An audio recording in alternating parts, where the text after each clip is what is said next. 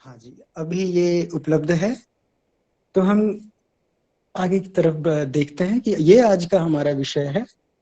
और इसमें अभिव्यक्ति जो है वो व्यक्त करने के ही संदर्भ में है, जिस तरह से आपने सूचित किया ही हुआ है। और मैं इसको, जो हमारा पुराना जो पिछला टॉपिक था जिसमें हमने अकुशल मूल का अध्ययन किया था, उसके 3 जो अकुशल मूल है, जिन्हें वैसे त्रिविश भी बोलते हैं, 3 पॉइजन्स बोलते हैं बुद्धिस्ट फिलोसफी में, तो उसी को ये 28 नवंबर को धम्म ये बीआरसी के चैनल पर वीडियो अपलोड भी किया गया है।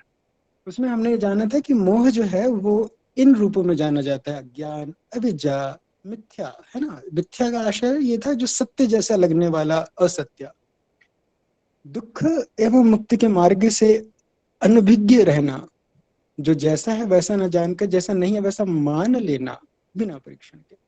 इसी का विस्तार करते हैं। मैं यहाँ पर ये भी रखना चाहता हूँ कि ये विषय कैसे आया दिमाग में, कि इस टॉपिक की उत्पत्ति ऐसे हुई कि जो धम्मभूमि प्रकाशन से बुद्ध और उनका धम्म प्रकाशित हुआ है, ये जनवरी 2025 का संस्करण है। इसमें पृष्ठ क्रमांक 179 पर यहाँ बाबा साहब ये कहते हैं कि ये बात चल रही है कर्म और नैतिकता वाला जो चैप्टर है उसके बारे में। यहाँ पर ये जो शब्द आते हैं कि इतना होने पर भी इसका सही अर्थ पर्याप्त रूप से स्पष्ट नहीं होता, प्रायः हमेशा गलत रूप में समझा जाता है, गलत तौर पर व्यक्त किया जाता है और गलत व्याख्या की जाती है। इस कारण से ये वाला सिद्धांत समझ में नहीं आता। और मुझे यूं समझ में आता है कि ये तो बहुत कि कई लोगों को अन्य भी बातें, बौद्ध फिलोसफी में भी बहुत से ऐसे सिद्धांत हैं जो कि समझ नहीं पाते। उसको न जानने के पीछे भी यही मुझे मूल कारण नजर आता है कि गलत रूप से समझा जाता है, समझा गलत रूप से जाता है। इसे व्यक्त भी जब किया जाता है, कहा जाता है, लिखा जाता है, तो भी गलत तौर पर लिखा जाता है और इसकी व्याख्या भी गलत की जाती है बौद्ध सिद्धांतों की।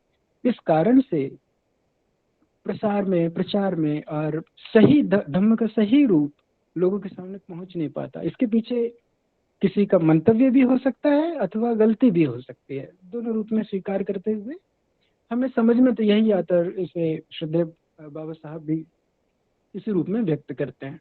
यहाँ से मैंने इस विषय को चुनना चाहा और फिर जो पिछली क्लास थी उसी का आगे कंटिन्यूएशन कर रहे हैं और उसी को विस्तारित करेंगे।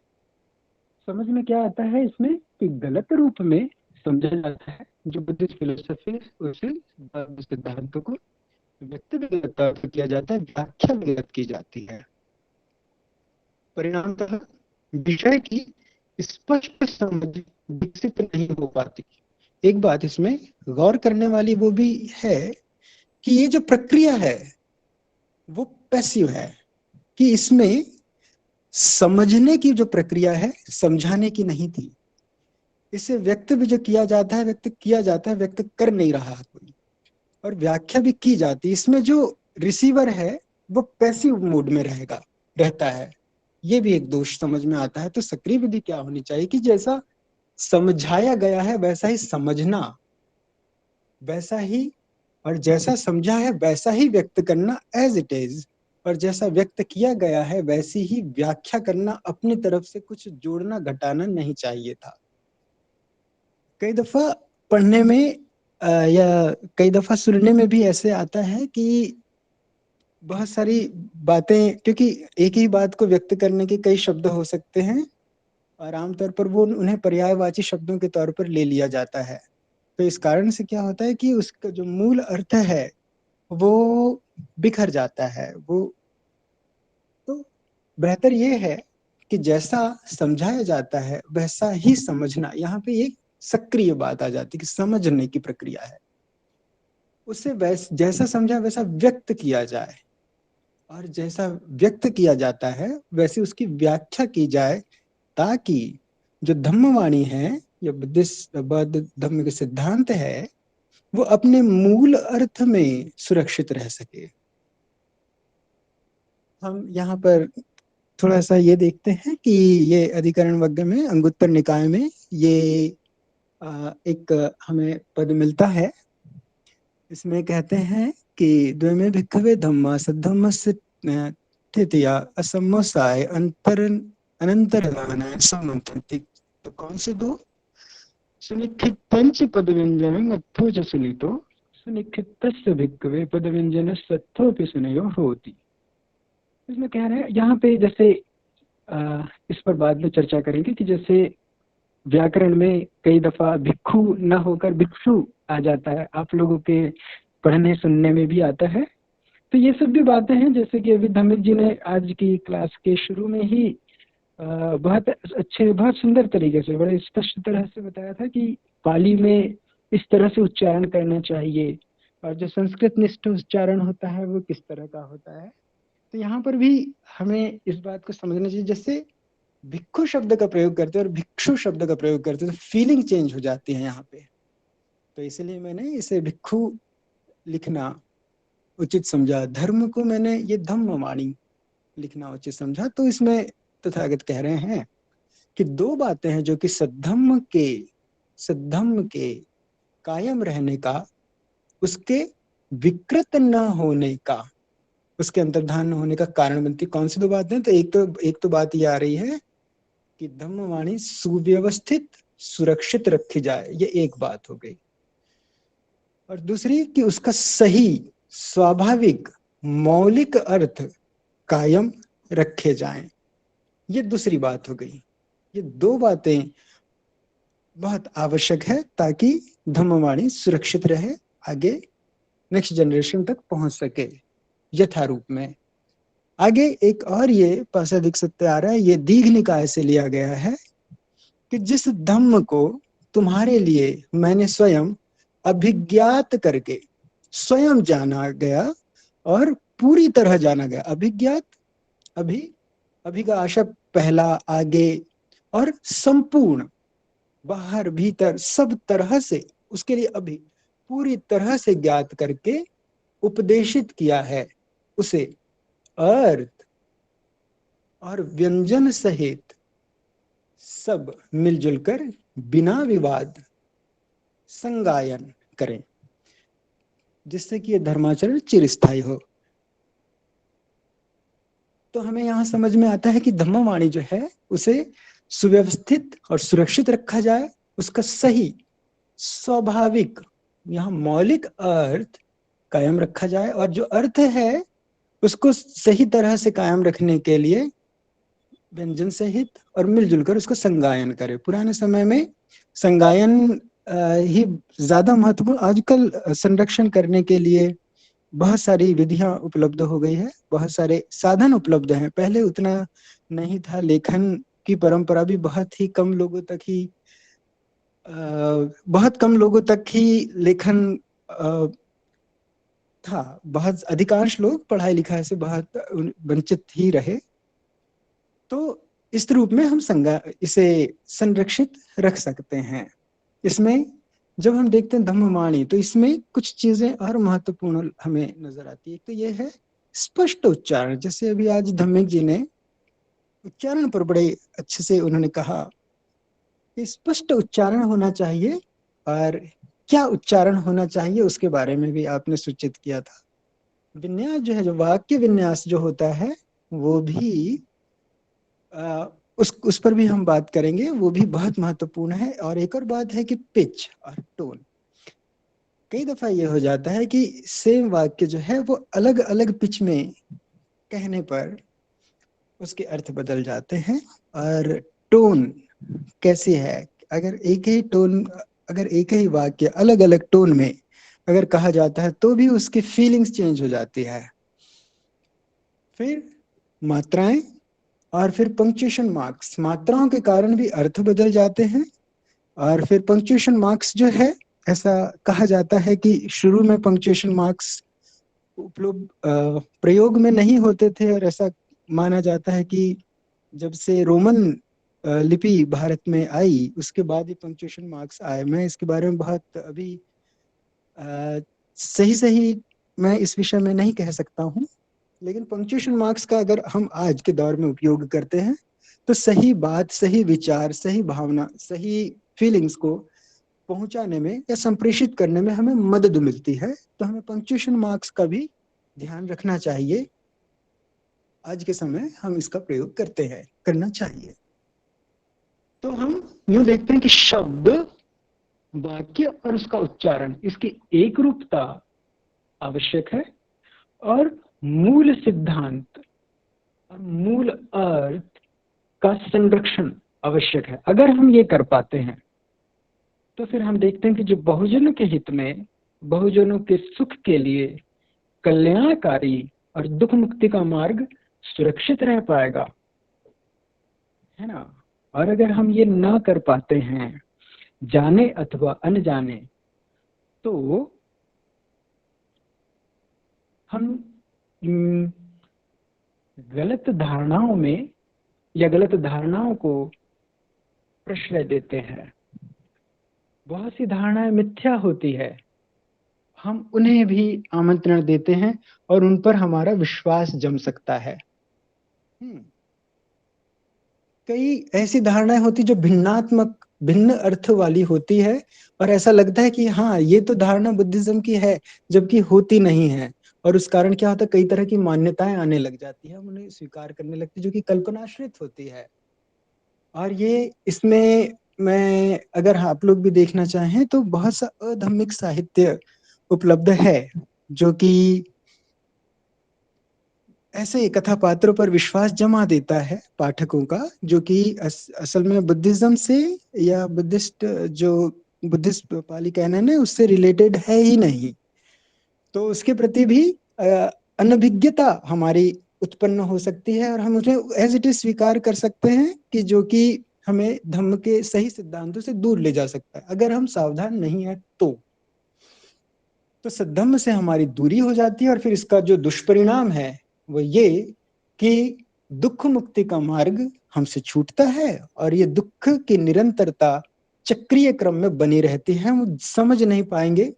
और उसमें भी क्या है ना, क्योंकि हम दर्शन को ठीक से समझे नहीं, ठीक से हम अपने जीवन में अप्लाई नहीं कर पाएंगे। बहुत सी ऐसी, जैसे पुनर्जन्म जैसी आत्मा वाली ऐसी धारणाएं हैं जो कि मिश्रित कर दी जाती है या हो जाती है, गलती से भी हो सकती है। लेकिन उससे क्या होता है दुष्परिणाम, कि हमारे लिए जो हमारे शास्त्र ने दुख मुक्ति का मार्ग दिया था वो गलत अर्थ में हमारे जीवन में अप्लाई करने लग जाते हैं। हम छोटे से कुछ ऐसे ही उदाहरण देखते हैं जो बहुत ही सरलतम रूप से आप लोगों ने देखा हो। जैसे ये मात्रा की, यहाँ पर मात्रा का दो मात्रा के बदल जाने से अर्थ बदल जाता है, जैसे कि सूना सुना, है ना। तो एक तो ये बात है, ये बड़ा मैंने किताबी उदाहरण लिया है कि ये संदर्भ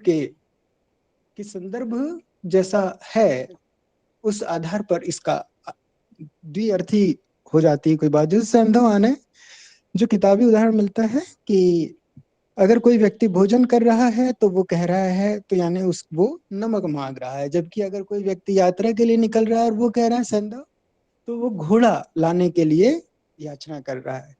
तो संदर्भ क्या है, उस आधार पर भी अर्थ बदल जाते हैं।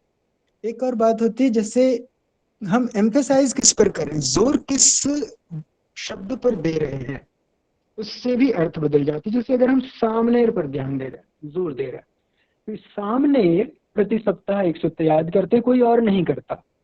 यदि प्रति सप्ताह पर जोर दे रहे हैं कि सामने प्रति सप्ताह एक सूत्र याद करते हैं, यानी कि हर दिन नहीं कर रहे हैं बल्कि हर सप्ताह कर रहे हैं। एक ही सूत्र पर अगर जोर दे रहे हैं कि सामने प्रति सप्ताह एक सूत्र याद करते हैं, मतलब एक से ज्यादा नहीं करते हैं, और सामने प्रति सप्ताह एक सूत्र याद करते हैं, यानी कि याद कर रहे हैं, वो उसको लिख लिख के नहीं देख रहे हैं, है ना। तो किस शब्द पर हम जोर दे रहे हैं उससे भी वो संदेश पहुंचता है।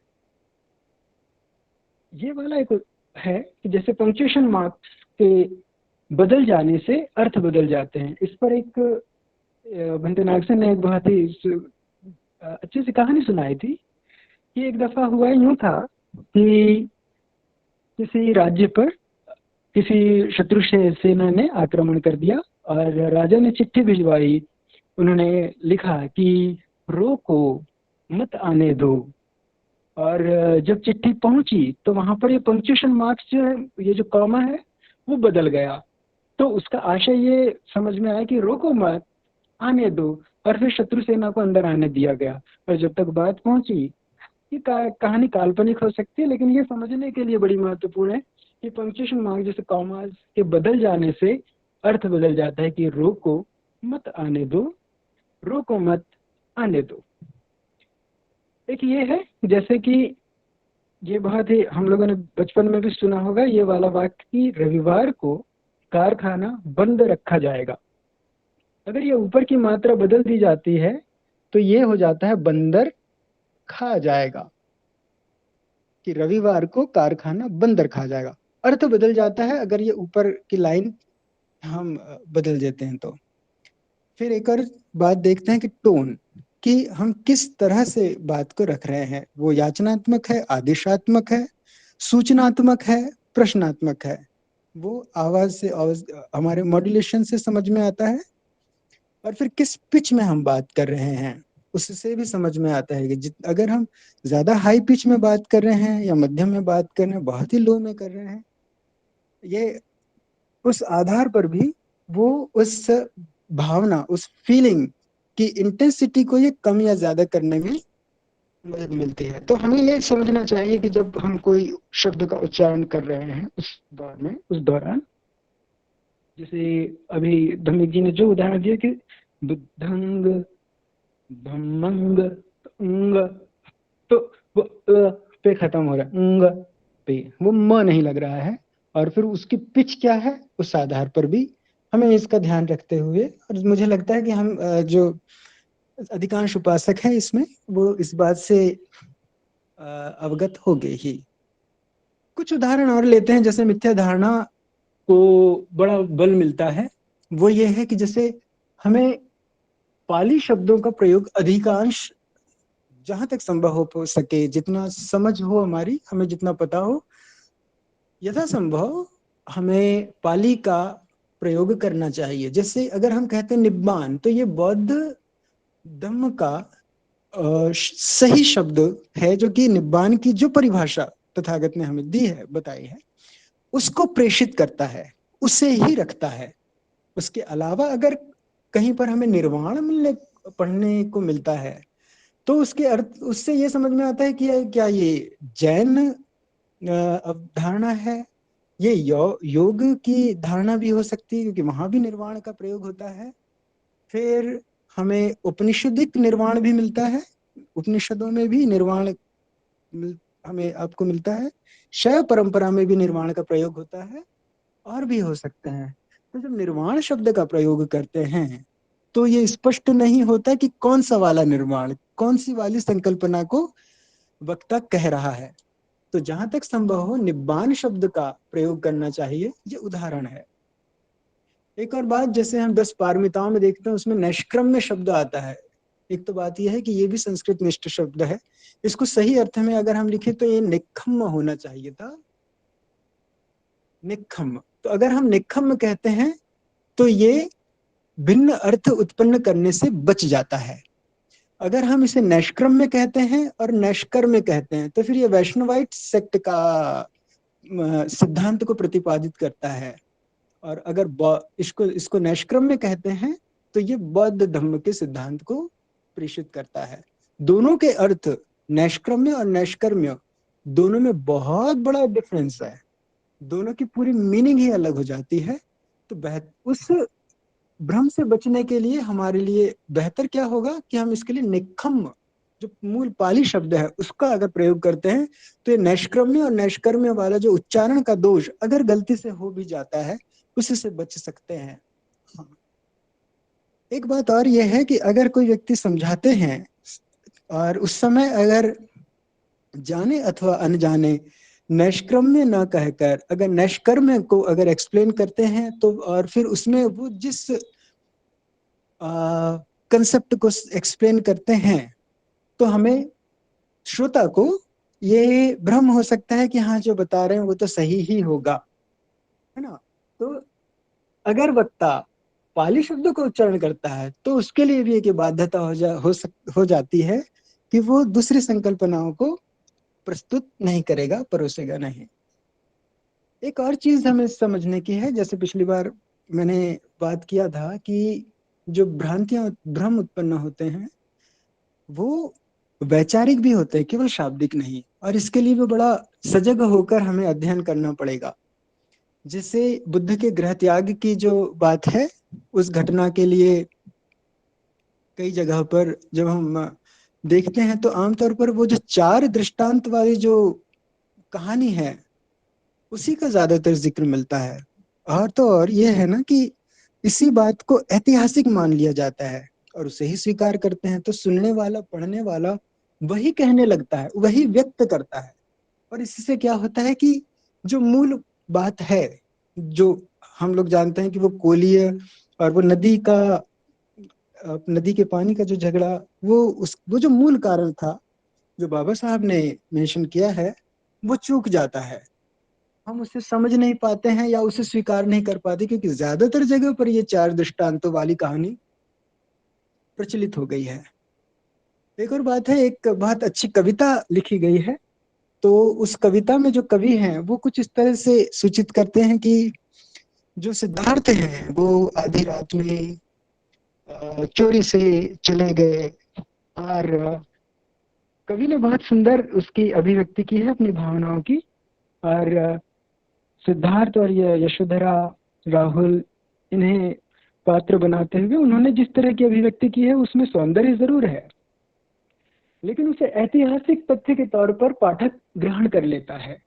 अगर पाठक बौद्ध या गैर बौद्ध भी हो तो उसके लिए ज्यादा समस्या हो जाती है कि वो उसे ऐतिहासिक रूप में, ऐतिहासिक घटना के तौर पर स्वीकार कर लेता है और फिर उसी आधार पर फिर धारणा बनाने लग जाता है कि अरे सिद्धार्थ तो चोरी से चले गए, छुप के चले गए, बगैर बताए चले गए, इस तरह से। जबकि हमें परम श्रद्धेय बाबा साहब के द्वारा जो विश्व का सर्वश्रेष्ठ धर्म ग्रंथ है उसका अध्ययन अगर करते हैं तो हमें सही सही जानकारियां मिलती है। इस बारे में भी सजगता की आवश्यकता है। एक और बात है, एक नॉवेल लिखा गया था सिद्धार्थ, जो कि स्वीडिश, ये जो लेखक है शायद स्वीडन के हैं या जर्मनी के हैं, मुझे अभी स्पष्ट नहीं है। सिद्धार्थ नाम का एक नॉवेल लिखा गया था, इस पर फिल्म भी बनी है। तो उसमें बहुत अच्छे से उसका चित्रांकन किया गया और जो अंत में जो मैसेज आता है उसमें उन्होंने बौद्ध दर्शन को का जो मैसेज है वो थोड़ा धूमिल कर देते हैं। तो ये सब बातें, ऐसा है कि साहित्यकार या जो कवि है, लेखक है, कलाकार है, उनकी अपनी लिबर्टी भी होती है, क्योंकि वो कल्पना वो जितना विस्तार करते हैं उसमें उनका अपनी भावनाओं को व्यक्त करने का उनका एक ये आधार है, ये लिबर्टी होनी भी चाहिए। लेकिन जो पाठक है या जो ग्रहण करता है, जो ग्राहक है उस चीज का, जो वो उसे एक तथ्य के रूप में ले लेता है, सजग नहीं रहता है, ये भी एक दोष हमें समझ में आता है। तो हमें अगर देखें, ये एक मोटा मोटी तौर पर समझने के लिए हम देखें कि काल्पनिक पात्र होते हैं, काल्पनिक कथा वस्तु होती है, उसकी पृष्ठभूमि में काल्पनिक होती है और उसमें अबौद्ध संदेश प्रसारित होता है, ये पूरी तरह काल्पनिक होता है और इसे हम सजग रूप से पूरी तरह से छोड़ देना चाहिए। दूसरी बात थोड़ा सजग रहने की, कि जहाँ ऐतिहासिक पात्र तो लिए जाते हैं उसकी पृष्ठभूमि भी ऐतिहासिक ली जाती है, क्योंकि बड़ा रियलिस्टिक हो जाता है और उसमें काल्पनिक या अबौद्ध सिद्धांत रखे जाते हैं, तो यहाँ समझना, यहाँ ज्यादा सजगता की आवश्यकता होती है। ऐसी ऐसे साहित्य का अध्ययन करते समय ज्यादा सजगता। फिर कुछ ऐसे पात्र, ऐसे भी साहित्य हमें मिलते हैं जैसे काल्पनिक पात्र भी हैं, उसकी कथा वस्तु भी काल्पनिक है, लेकिन उसमें जो बौद्ध सिद्धांत है वो सही तरीके से प्रस्तुत किए जाते हैं। जैसे कि डीडी कौशाम्बी का जो आता है बोधिसत्व, तो वहां से भी हमें उसको इस तरह के उदाहरणों में लिया जा सकता है जो कि अर्ध वास्तविक हैं, लेकिन उसमें सिद्धांतों के साथ कोई छेड़छाड़ नहीं मिलती है। बौद्ध सिद्धांत जो है उसे धूमिल, दूषित नहीं किया जाता। और दूसरी चीज कि जहाँ ऐतिहासिक पात्र भी होते हैं, पृष्ठभूमि भी ऐतिहासिक और बौद्ध सिद्धांत ये ज्यादा सही है। तो हमें, मतलब कि जो पाठक है, ये उसकी जिम्मेदारी है कि अपने आप को बहुत सजगता पूर्वक वो रखते हुए अध्ययन करें। अभी जैसे कुछ और बातें हैं कि पाली का जब हम अध्ययन करते रहते हैं या जब हम धम्मिक भाषा का प्रयोग करते हैं, कुछ बातों पर इसमें ध्यान रखने की आवश्यकता है। जैसे इसमें नीचे वाला जो र है वो नहीं लगता, जैसे ब्रह्म, भद्र, है ना। तो ये चीजों से हम बचना चाहिए, क्योंकि ये संस्कृत निष्ठ उच्चारण प्रतीत होता है, और वह है भी। जैसे पश्यन्ति श नहीं होता, ये श षटकोण वाला नहीं होता, है ना। इसकी जगह पर स का ही उच्चारण होना चाहिए। ये क, क्र, ये वाला क्र का प्रयोग नहीं होता, र का होगा।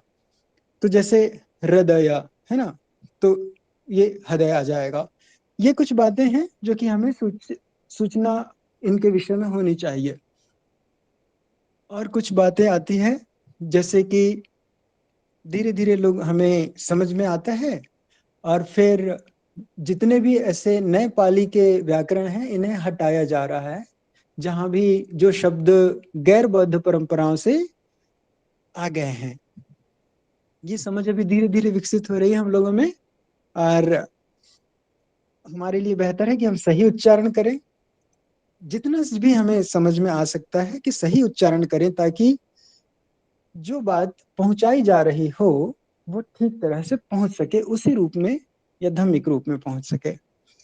तो असम्यक सिद्धांत और धारणाएं और मान्यताएं और विश्वासों के कुछ और उदाहरण ले लेते हैं, जो कि हमें बुद्ध के बताए हुए मार्ग से दूर करते हैं। उसमें क्या हो जाता है, जैसे पर्व हैं और कुछ प्रतीक हैं और परंपराएं हैं, ये भी कई दफा ये है कि हमें धम्म के मार्ग से दूर करते हैं। कैसे करते हैं, जैसे मैं यहाँ पर एक उदाहरण लेना चाहता हूँ, जो कि इवान पावलोव नाम के एक मनोवैज्ञानिक थे। उनका ये जो सिद्धांत है, इसे क्लासिकल कंडीशनिंग कहा जाता है, या अनुबंध का सिद्धांत कहा जाता है। अनुबंध का सिद्धांत है। इसमें क्या होता है कि इन्होंने ये प्रयोग एक कुत्ते पर किया था, कि कुत्ता जो है एक उसके घंटी बजाई जाती है, और उसी समय उसे भोजन दिया जाता है, घंटी बजाई जाती है, और ये दोनों डॉट्स को कुत्ता जो है साथ में समझने लगता है। तो जब भी घंटी बजती है और उस समय कुत्ता जो है उसे भोजन करना है, ये उसको संदेश पहुंचता है, और उसी समय उसके मुंह से लार टपकने लगती है। तो इसके बारे में ओरिजिनल फुटेज भी उपलब्ध है यूट्यूब पर। इससे हम यूं समझते हैं कि जैसे मस्तिष्क, या हम किस तरह से सीखते हैं, इस थ्योरी का जो उपयोग है वो सीखने के पर्पस से हुआ था। लेकिन इसे हम इस रूप में भी समझ सकते हैं कि जैसे जब उसका पहले कंडीशनिंग नहीं हुई, तो भोजन देखकर लार आती है, फिर घंटी बजती है, वो उसको सुनता है, और जब ये दोनों घटनाएं एक साथ होती है, कि भोजन और घंटी एक साथ अगर उसके सामने आती है, तो लार जो टपक रही है वो तब भी उतनी ही टपकती है जबकि घंटी बजती है। उसे लगता है कि भोजन का समय हो गया।